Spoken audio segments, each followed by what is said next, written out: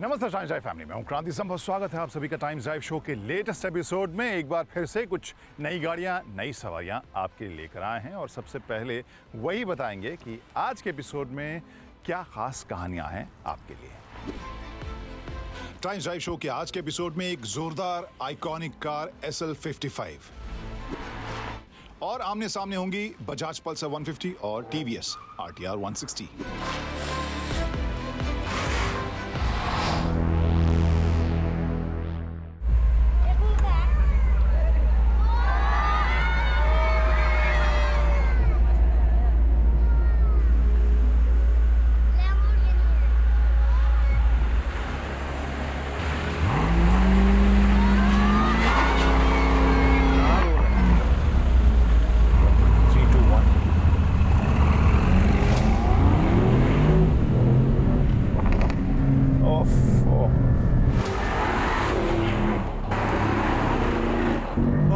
Lovely, lovely.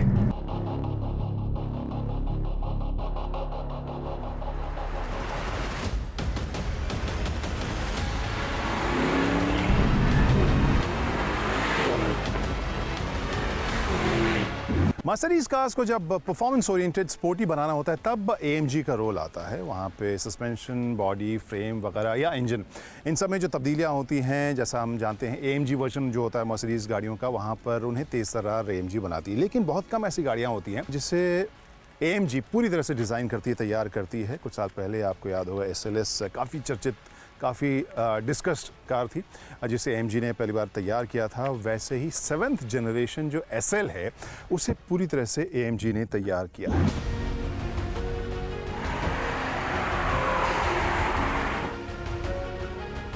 जिस गाड़ी के ऊपर इसे बेस किया गया या फिर डिज़ाइन के हिसाब से जो सबसे बड़ा इंस्पिरेशन था वो भी आइकॉनिक कार 1952 की थी, SL300 जो स्पोर्ट्स कार थी। और इसका चेहरा, इसके डिज़ाइन एलिमेंट्स में बहुत हद तक वो इंस्पिरेशन रखा गया है। चाहे इसके वर्टिकल जो स्लैट्स हों, एक बड़ा सा फ्रंट ग्रिल का चेहरा आप जो देखने को मिल रहा है। ऑब्वियसली AMG के हिसाब से आपको बैजिंग तो या लोगो बहुत बड़ा सा, बोल्ड सा देखने को मिल ही रहा है, लेकिन एक इंटरेस्टिंग कॉम्बिनेशन है जिस तरीके से AMG ने इसे पूरी तरह से तैयार किया। ये 7th जनरेशन है SL का।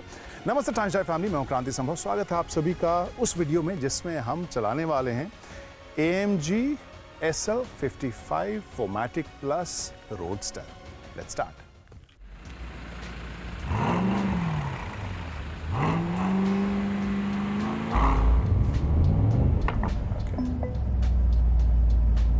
तो आप देख सकते हैं कि किस तरह से जब ये तैयार हो रही है चार्ज करने के लिए, जो सीट बेल्ट है वो अपने आप टाइट हो रहा है।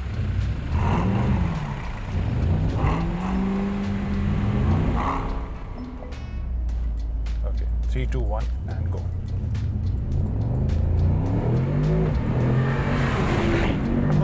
Lovely, lovely. तो भले ही आप बहुत तेज रफ्तार में ना जाए, लेकिन जो शुरुआती एक्सेलरेशन है वो फीलिंग आपको किसी सुपर बाइक टाइप की फील जरूर आएगी। यही मजा है ऐसी कारों का, यही तो मजा है।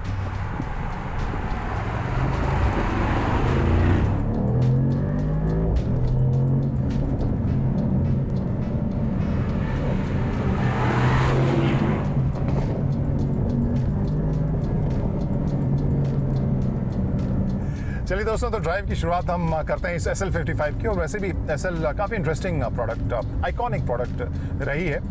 इंडियन कल्चर में अगर देखें तो पॉपुलर कल्चर में भी ये काफ़ी नामी रही है। इसके लॉन्च की खबर के वक्त आपको याद होगा कि वो SL भी मौजूद थी, जिसके बारे में सबसे बड़ी जो या सबसे ख़ास चीज़ वो थी कि उसी कार को इस्तेमाल किया था बॉम्बे टू गोवा जाने के लिए समीर, आकाश और सिंह। और सबसे खास और सबसे प्रोमिनेंट जो इसका एस्पेक्ट आप महसूस करेंगे वो है इसकी आवाज़। स्पोर्ट प्लस मोड में इसे रखिए और वो ग्राउल और जो रोर है इसका वो बहुत ही सैटिस्फाइंग आपको लगेगा। एडिक्टिव तो लगेगा ही, आपको लगेगा नहीं कि आप इसे किसी भी और मोड में चलाना पसंद करेंगे। और जब आप एक्सीलरेटर रिलीज करते हैं, जो पॉपिंग की आवाज़ आती है, नेक्स्ट लेवल। तो एक बहुत ही पावरफुल, बहुत ही इंगेजिंग आपको ये ड्राइव महसूस होगी SL55 की। और ओवरऑल जो AMG की छाप है और जो स्टैम्प है वो काफ़ी स्ट्रॉन्ग इसमें महसूस होगा, क्योंकि इसे जब लेके मैं चला रहा हूँ तो पहली फीलिंग ये है कि इसे रेस ट्रैक पे लेके जाया जाए। ये फीलिंग नहीं आ रही है कि हाँ छत खोल के आप लंबी दूरी पर इसे लेके जाएं, वैसे मौसम भी नहीं है, लेकिन वो फीलिंग जो मैं कह रहा हूँ कि बैठते ही जो एक पहली चीज़ जो आपके साथ कनेक्ट करती है, जो कैरेक्टरिस्टिक, वो मुझे ऐसा लग रहा है कि ये परफॉर्मेंस की तरफ आपको ज़्यादा ग्रेविटेट करती हुई महसूस होगी और जो लाइफस्टाइल है उसकी तरफ थोड़ी कम। जो ड्राइव क्वालिटी है वो मैं अगर कंफर्ट में डालूँ तो भी आपको रिजिड ही महसूस होगी। अच्छी पकड़ पर तेज़ तर्रार भागने वाली कार महसूस होगी।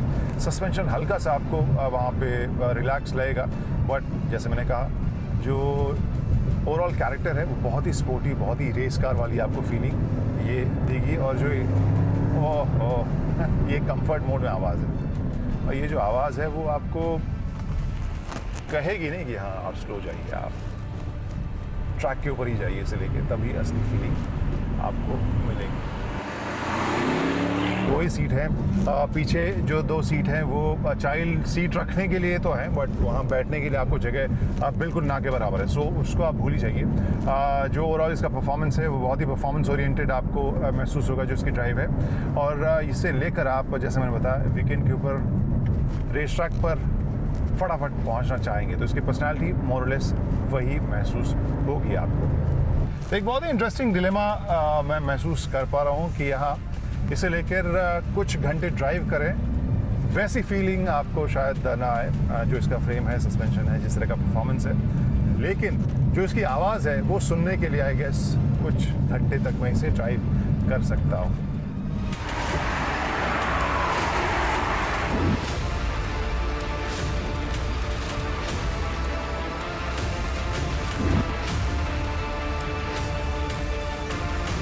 अब यहाँ पे आपको मैं दिखाता हूँ कहानी। देख सकते हैं कि ये पूरा जो हुड का एरिया है कितना बड़ा है। कार ऑलमोस्ट हाफ जो कार है वो आपको इसका हुड ही नज़र आ रहा है। और इसके अंदर कहानी क्या है तो ये कि इसमें 4 लीटर का V8 बाइटर्बो इंजन लगा है, जिसकी ताकत लगभग 469 bhp की है। जो टॉर्क है लगभग 700 न्यूटन मीटर्स का है। टॉप स्पीड इसकी 295 kmph तक जाती है। और जो 0 to 100 का एक्सेलरेशन है वो आपको 3.9 सेकेंड में देखने को मिलेगा। तो यहाँ पर स्टीयरिंग माउंटेड जो आपको कंट्रोल दिया गया है, इसमें ड्राइविंग मोड को चेंज करने का, उसमें आप देख सकते हैं पहले C है, फिर S है, फिर S+ है। तो यहाँ पर मैं कंफर्ट मोड में इसे एक्सीलेट करके आपको सुनाता हूँ इसकी आवाज़ कैसी है।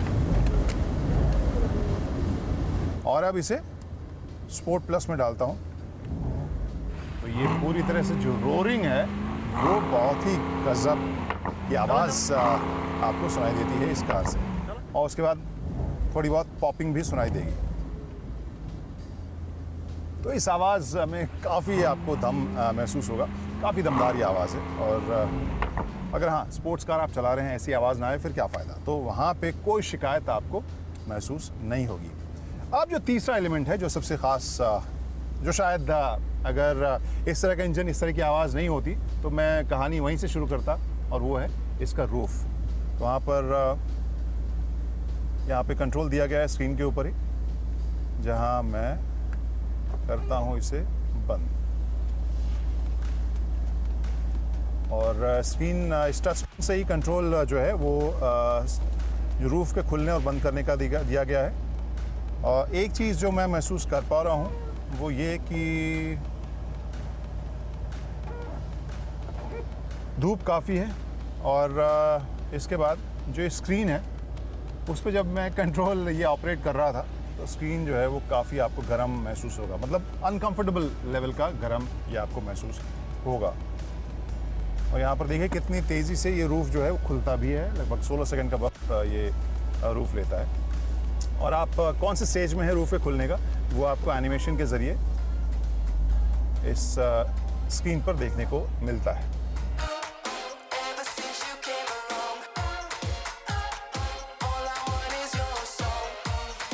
और बात जब ऐसी कार की हो जिसकी एक्चुअल कीमत 2.35 करोड़ हो, तो फिर एक्सक्लूसिविटी या जो डिटेल्स है वो यहीं तक नहीं रुकते। अब आपने छत तो खोल लिया है, स्क्रीन जो है वो बड़ी है, यहाँ पर कई बार आपको ग्लेयर दिखता है, यानी जो बाहर की रोशनी है उससे आप स्क्रीन साफ से नहीं देख पाते हैं। तो वहाँ पर आपके पास क्या ऑप्शन है, स्क्रीन के एंगल को टिल्ट करने का। जी हाँ, ये देखिए मैं दबा रहा हूँ तो स्क्रीन या 12 से 32 डिग्री तक ये इसका एंगल जो है वो चेंज हो सकता है ना कोई चीज़। यहाँ पर जो रिफ्लेक्शन ग्लेयर आपको कई बार परेशान करता ड्राइविंग के वक्त, वो आपको यहाँ पर दिक्कत महसूस नहीं होगी।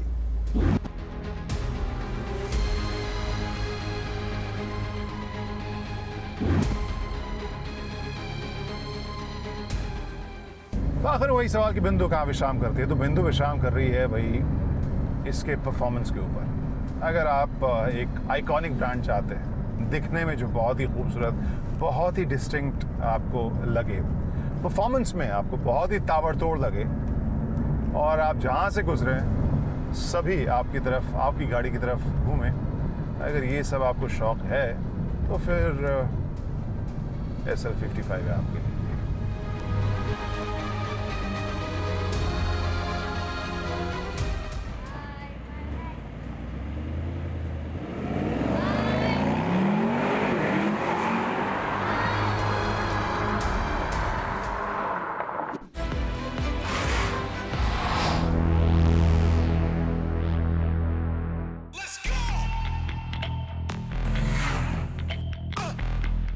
इंडियन कंटेक्स्ट में जब भी मोटरसाइकिल्स की चर्चा होती है तब दो ब्रांड्स को इंक्लूड किए बगैर वो चर्चा पूरी नहीं होती है। मैं बात कर रहा हूं ब्रांड पल्सर और ब्रांड अपाचे की। इन दोनों ब्रांड्स की लेगेसी और फैन फॉलोइंग कुछ ऐसी है कि लोग इनको इनके मैन्युफैक्चरर्स के नाम के बगैर भी रिकॉग्नाइज करते हैं और अप्रिशिएट भी करते हैं। ऑफ कोर्स बजाज है तो पल्सर है और टीवीएस है तो अपाचे है। तो आज इन दोनों ब्रांड्स की दो मोटरसाइकिल्स हमारे साथ हैं। बजाज की पल्सर P150 जो हाल ही में बजाज ने इंट्रोड्यूस की थी, और बगल में है टीवीएस की अपाचे RTR 160 तो इन दोनों बाइक्स में से in terms of features, in terms of design, in terms of performance and also in terms of ride quality कौन सी ज्यादा बेहतर है, बात करेंगे उन सभी पहलुओं की। नमस्कार, स्वागत है सभी का टाइम्स ड्राइव के इस वीडियो में। मैं हूं अंकुर तनेजा। शुरुआत करते हैं इस रिव्यू की।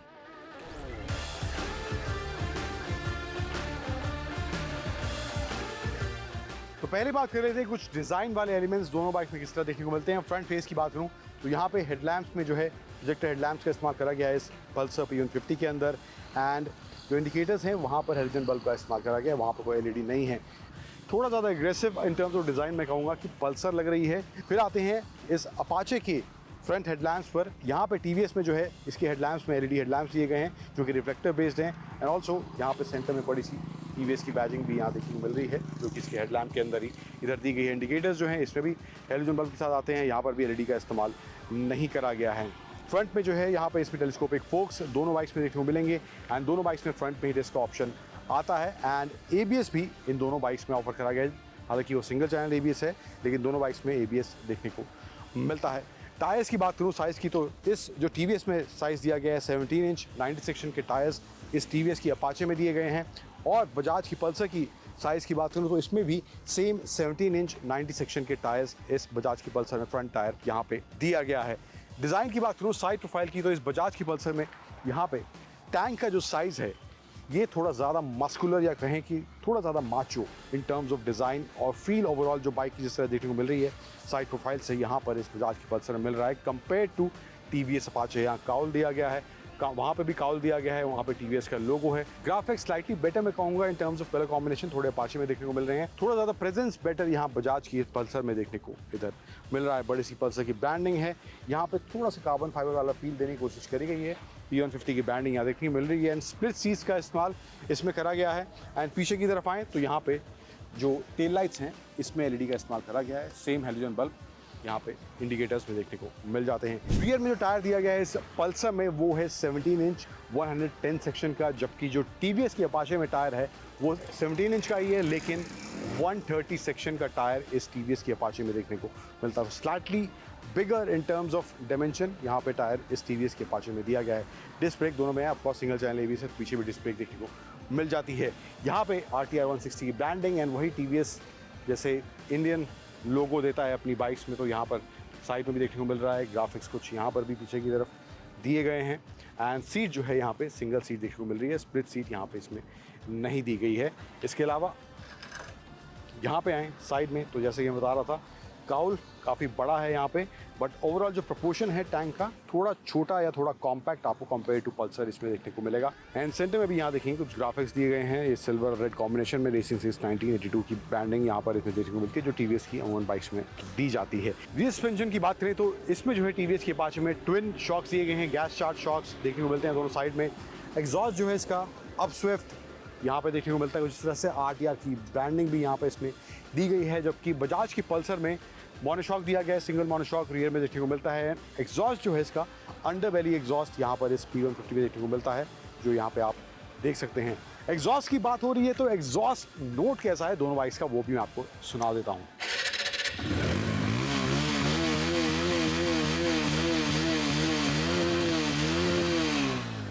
पल्सर का चेक करते हैं एग्जॉस्ट नोट किस तरह से है।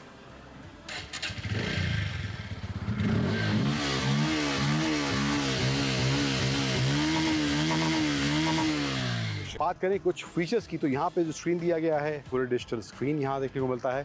इसमें tachometer, speedometer, fuel gauge, time and लिखा रहा है हाई अपाचिन, welcome note type, average speed वगैरह यहाँ देखने को मिल सकती है। एंड ओडोमीटर है, side stand indicator, gear indicator देखने को मिल जाता है। एंड ऑल्सो एक जो एक्स्ट्रा एलिमेंट यहाँ पे इसमें दिया गया है, 3 मोड दिए गए हैं इसमें। अभी फिलहाल स्पोर्ट आप देख रहे हैं, स्विच करूँगा तो रेन, अर्बन और स्पोर्ट, 3 मोड यहाँ पर इस टीवीएस की अपाचे RTR 160 में देखने को मिलते हैं। एंड ऑल्सो बटन्स की बात करूँ तो लेफ्ट साइड में high beam, low beam, pass switch, indicator, horn and right side में engine kill switch, mode switch करने का बटन यहाँ राइट साइड में दिया गया है। एंड ऑल्सो इग्निशन स्विच यहाँ पे देख सकते हैं। फिर पल्सर P150 की बात करें तो यहाँ पे इंस्ट्रूमेंट क्लस्टर जो दिया गया है, टैकोमीटर जो है वो इसका एनालॉग है, बाकी सब जो इन्फॉर्मेशन है वो डिस्प्ले में यहाँ देखने को मिल जाती है। सेम नेगेटिव डिस्प्ले है। साइज़ हालांकि अपाचे के मुकाबले इन टर्म्स ऑफ स्क्रीन अगर बात करें तो छोटा यहाँ पर साइज़ देखने को मिलता है। इन्फॉर्मेशन की बात करूँ तो ओडोमीटर है, टाइम है, स्पीड यहाँ देखने को मिल जाती है, गियर इंडिकेटर देखने को मिल जाता है एंड फ्यूल गेज भी यहाँ पे इसके राइट साइड में इधर दिया गया है। ऑल्सो जो एडिशनल चीज़ वहाँ पे दी गई है, स्पोर्ट मोड वगैरह मोड्स का ऑप्शन दिया गया है, वो इसमें नहीं देखने को मिलता है। लेकिन यहाँ पे एक USB चार्जिंग पॉइंट इधर पल्सर की P150 में देखने को मिल जाता है। हैंडल बार्स दोनों में क्लिप ऑन हैंडल बार्स का इस्तेमाल किया गया है। सो ये कुछ in terms of design, in terms of instrument cluster features in दोनों बाइक्स में ऑफर करा गया है।